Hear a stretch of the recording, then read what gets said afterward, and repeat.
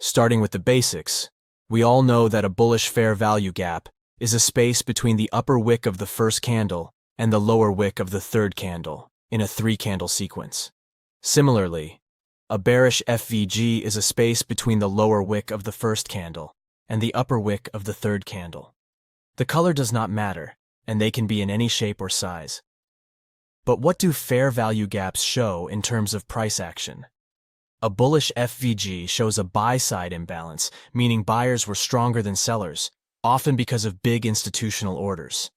This creates an inefficient move in the market, and the price will usually return to the fair value gap area to fill or mitigate it.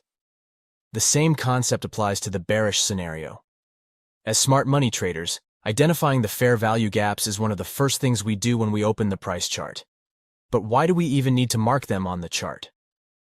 Fair value gaps show where big players have entered the market and pushed the price strongly. When price returns to these gaps, we often see reactions that can give us a good trading opportunity. Here on the pound-dollar 1-hour chart, price tapped into the bearish fair value gap and moved to the downside. Then it formed another FVG and rejected to the downside again. On the euro-dollar 1-hour chart, you can see how many times the price reacted to the fair value gap before the reversal happened. We can apply this concept to all time frames. Even on the daily chart, you'll see that the price also forms FVG areas. This particular gap was created by strong buying pressure and continuous upside momentum during the day. We expect the price to eventually return to this FVG and give us a long opportunity. However, for a day trader, this zone is too large to trade, so we need to zoom into lower time frames and refine it. Refining a fair value gap means zooming into a lower time frame to find a more accurate FVG inside the larger area. For example, if we zoom into the 4-hour chart, we can mark a 4-hour FVG inside that large daily zone. This way, instead of a large daily imbalance, we get a tighter and more precise zone to work with. Now, this refining method is not limited to fair value gaps. You can use it to refine order blocks, supply and demand zones, and more. Now we reach the next important topic.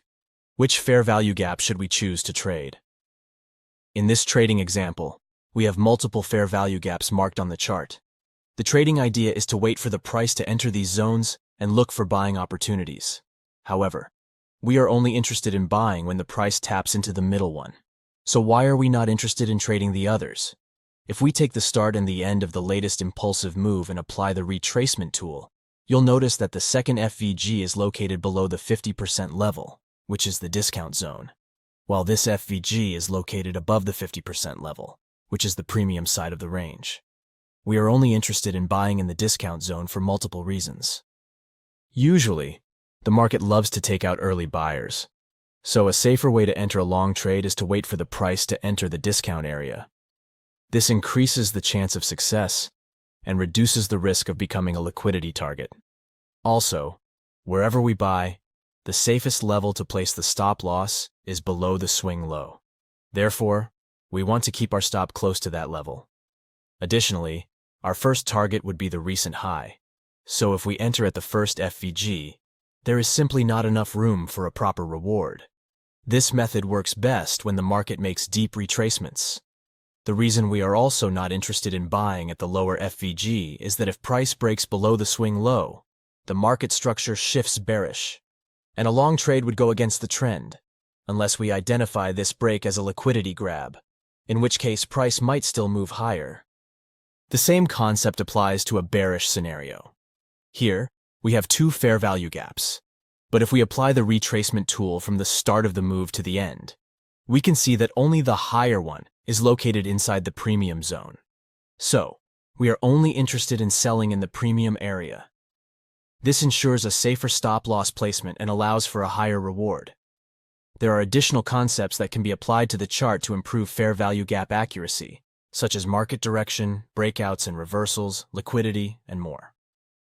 Second part of this video, the fair value gap in a fair value gap trading setup. This trading plan consists of two major time frames. First, we have the higher time frame, where most of the general analysis takes place. We will study the market structure to determine direction, key levels, liquidity areas, and most importantly, fair value gaps which serve as optimal trading zones and can potentially provide high-quality setups. In the second part, we will zoom into the lower time frame to look for confirmations and execute entries. Remember, this trading plan is not limited to any specific chart or time frame. However, your entry time frame must be 2 time frames lower than your higher time frame.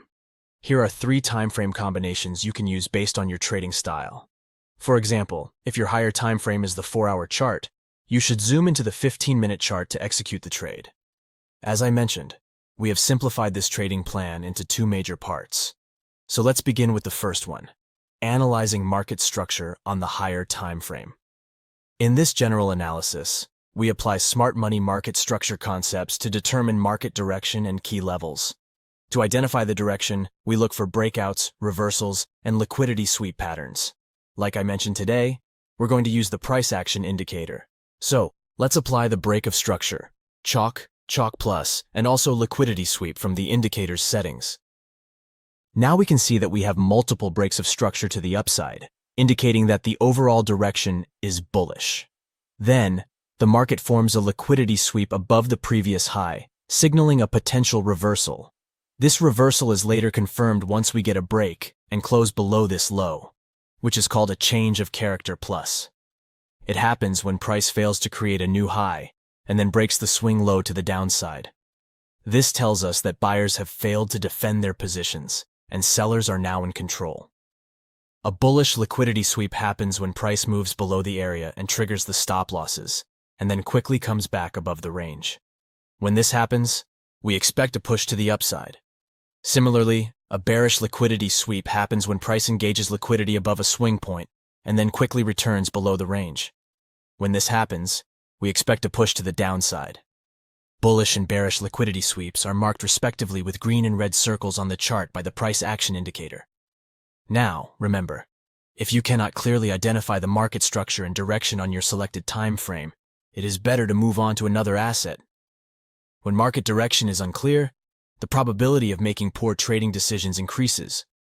Switching to a pair with a clearer trend helps you stay disciplined.